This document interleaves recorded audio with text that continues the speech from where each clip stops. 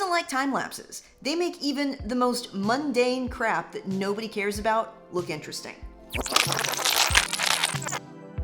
Now, there are a ton of ways to film them, ranging from super lazy methods to super in-depth, complicated variations, but I think that I may have stumbled upon the most convenient and easiest and probably the best method, and that's what I'm going to show you how to do today. It has been a long time.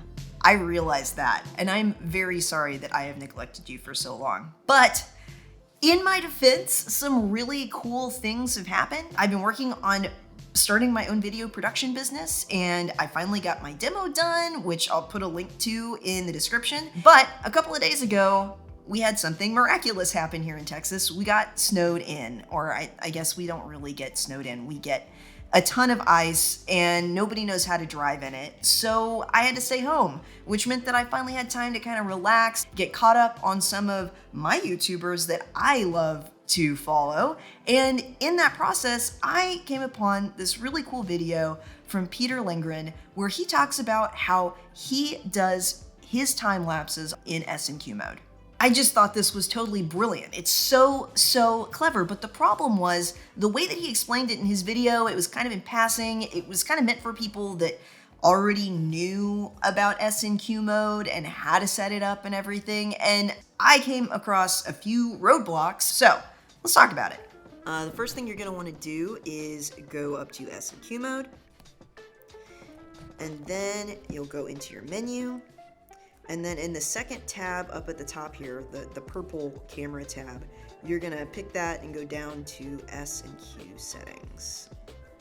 So you're gonna keep your record setting or move your record setting to 24p, and then you're gonna change your frame rate to 1 frame per second. So it's literally recording 1 frame every second. And then what you want to do is you want to adjust your shutter speed to match that. So you want your shutter speed at 1 second. But the problem is that at this point, I can't make any changes. I can't move my shutter speed down to that speed. So after a little bit of digging, I figured out that there's actually another area where you can change some of these settings to fix it. So you're actually going to go up to S&Q exposure mode up here. And right now it's set in auto. So it's making all of the decisions. But if I move this down to manual, then I get to make the decisions. And from there, I can move my shutter speed down to 1 second. There we go, almost there. And you'll see right now that it's super exposed. So what I'm gonna do to compensate for that is I'm gonna bump my aperture up. Having your aperture up higher is going to get more detail into your photo anyway. So even if you aren't totally blown out, it's definitely something to keep in mind, making sure that that aperture is up high enough so that if there's something in your foreground, your camera's not just gonna focus on that one thing and you won't get anything else behind it.